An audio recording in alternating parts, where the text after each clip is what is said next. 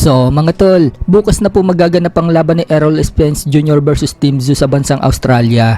Sa kakatapos nga lang po ng kanilang weigh-in kanina, kapwa po nila nakuha ang weight limit ng 160 pounds. Parehas po silang tumimbang ng 159 pounds. Muli nga pong sinabi ni Tim Tszyu na sisikapin niyang yan na daw ang huling laban ni Spence sa boxing. Nag-ensayo daw siya na malupit at confident daw siya. Yan daw ang plano niya, hindi naman daw siya sa personal.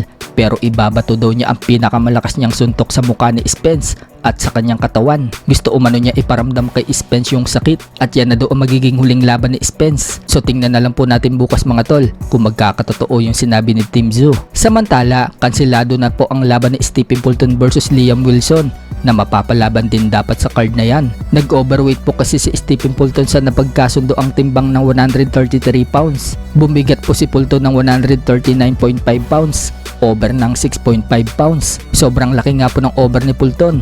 Parang sinadya po talaga niya na hindi kunin yung timbang. Sa kabilang banda naman mga tol, bukas na din po magaganap ang laban ni Anthony Joshua sa Saudi Arabia. Natapos na nga din po ang kanilang weigh-in kaninang madaling araw. Kapag nanalo si Anthony Joshua sa laban na yan, malamang si Tyson Fury na ang sunod niya makakalaban. Panalo po kasi si Tyson Fury sa laban niya sa Thailand kagabi kontra kay Mariusz Wach. Tinalo ni Tyson Fury via RTD sa round 7. Itinigil ng referee yung laban habang nakaupo sa corner itong si Mariusz Wach at hindi na kayang tumuloy pa sa laban. Samantala, may dalawang World Championship fight naman po ang mapapalaban sa card ni Anthony Joshua. Yan po ay sina WBO Super Middleweight World Champion Hamza Sheeraz at IBF Super Welterweight World Champion Josh Kelly.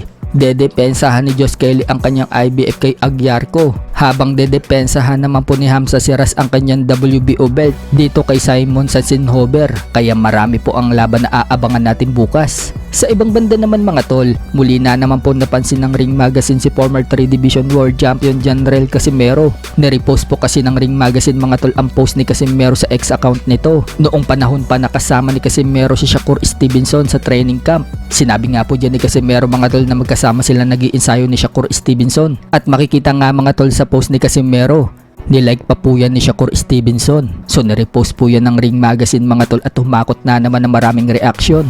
Samantala, pinost naman po ni Casimero ang picture niya kasama ang WBC Featherweight World Champion na si Bruce Carrington. At sinabi ni Casimero sa caption, WBC coming up, let's go. So si Carrington pala ang target ni Casimero mga tol na labanan. Sana nga po matuloy ang laban na yan para World Championship na po ang laban ni Casimero sa Featherweight.